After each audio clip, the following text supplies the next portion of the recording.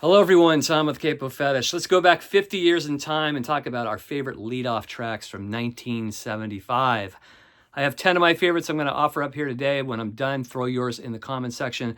I'm going to start off here with just one of my absolute favorites from 75. This is an album that has grown on me over the years.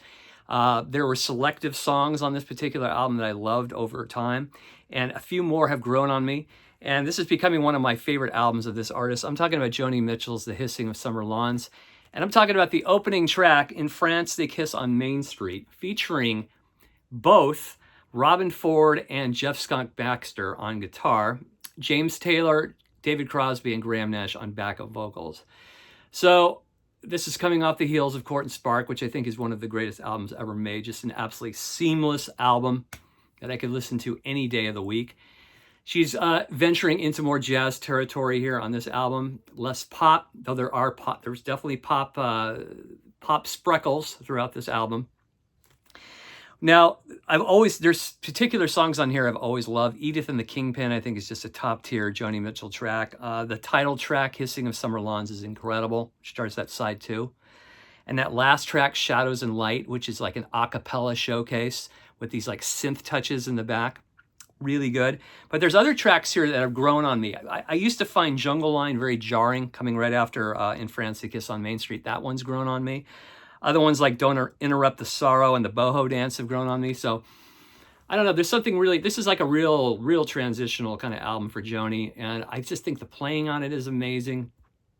And I just love that opening track, In France They Kiss on Main Street. So definite favorite from 1975 as far as lead-out tracks go. I think one of my absolute all-time favorite live albums from Bob Marley and the Wailers live from 75, recorded in London in 75, July 18th.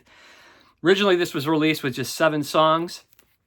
The opening track is just fantastic, just a great kickoff to a perfect set. Trenchtown Rock, which was released as a single in 71 prior to Bob Marley getting signed to Island Records from Chris Blackwell. So it's not really, there aren't any Island albums which feature, at least, from 73 to 80, that feature Trenchtown Rock, a studio version, as far as I know. But yeah, on here we get a live version kicking off this amazing live set. Decades later, they released this double live version here of the complete sets from July 17th and 18th, which is definitely the version to get.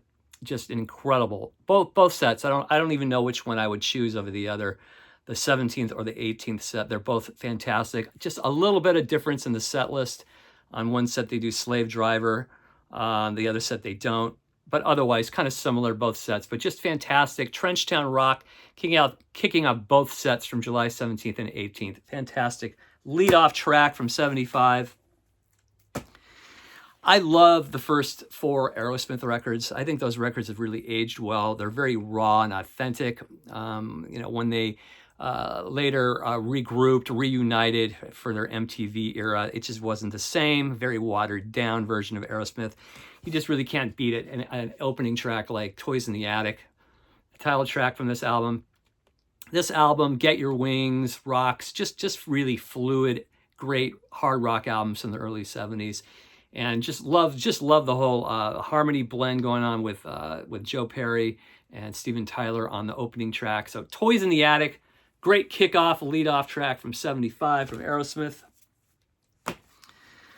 Another just fantastic track, brings back a lot of memories as a child growing up. And I just think this is just a really uplifting track, and I never get tired of it. And that is Mexico from James Taylor from the Gorilla album from 1975. Kind of a mixed bag, this album. It's kind of going more into like MOR territory here with How Sweet It Is, the Marvin Gaye hit. Becoming less of that singer-songwriter troubadour that he was on Sweet Baby James and Mudslide Slim. But there are some definite cool tracks on here like Wandering and Sarah Maria. But Mexico is just a perfect pop track. I think it's under 3 minutes long. And I believe Carly Simon's on backup vocals, and it's so infectious. So throwing it in the mix today, Mexico from James Taylor from the album Gorilla from 75. One of the more underrated Who 70s albums, The Who by Numbers. I love the lead-off track, Slip Kid. This did get some substantial airplay back on rock radio in the mid to late 70s. Don't really hear it that much, even on satellite radio. I love the way it kicks off, just that kind of groove.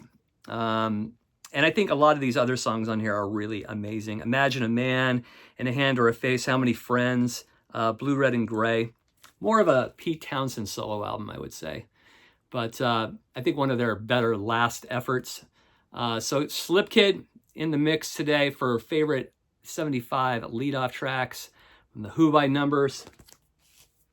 It's just an incredible opening track off Katie Lied from Steely Dan, the track Black Friday, featuring just this snarling guitar solo from Walter Becker.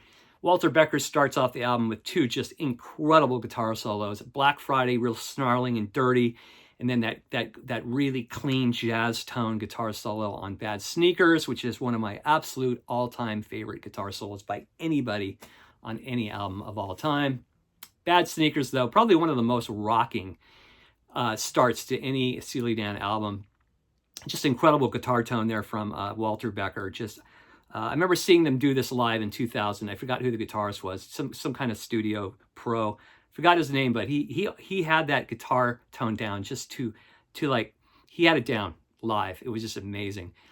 So I remember them playing this set in 2000 at the Universal Amphitheater, and they started off with Boston Rag, and then they went into like Night by Night. It was just a perfect set. So, and I remember Black Friday being one of the highlights. So Black Friday from Katie Lied from Steely Dan, another just incredible opening lead-off track. How about Neil Young's Don't Cry No Fears, Don't Cry No Tears from Zuma. Now this was originally this song was written kind of an early draft written even before Buffalo Springfield, called I Wonder, and then eventually over time completed, released on Zuma in '75. Just a great rocking track. I think there's a version on one of his archive releases called In the Rust Bucket, where he's playing in Santa Cruz, and they do a live version of Don't Cry No Fears. Don't Cry No Tears. No, Cry No Tears. Just an incredible track and a fantastic album. I think this is one of his greatest 70s albums here. The track Barstool Blues, Drive Back, Cortez the Killer, Through My Sails, just near perfect Neil Young album here from '75, Zuma. So we're highlighting Don't Cry No Tears here.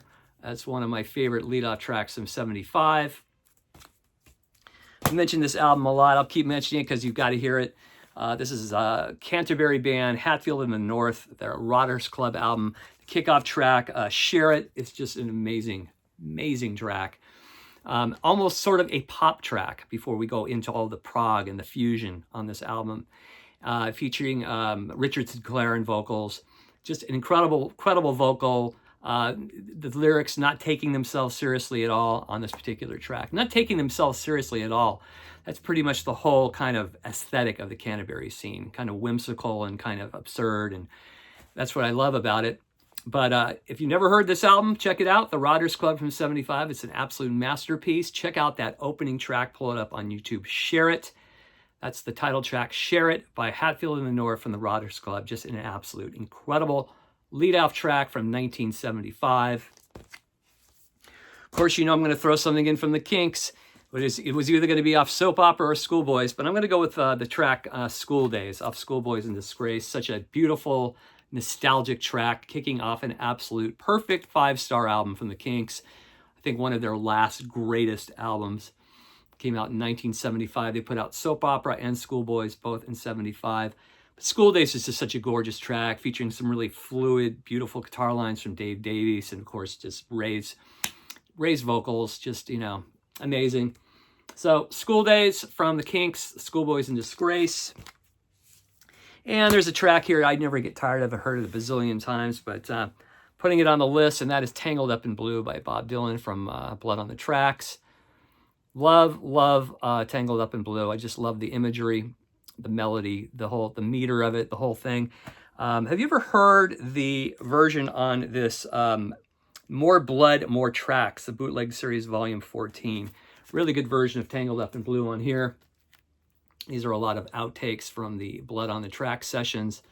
Some really cool versions of like Simple Twist of Fate, Buckets of Rain. There's a track on here that didn't make the list on Blood on the Tracks called Up to Me, which is really good.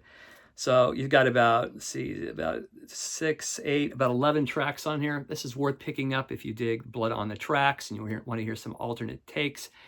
So again, highlighting Tangled Up in Blue, song I've heard a bazillion times, but I still love that opening track.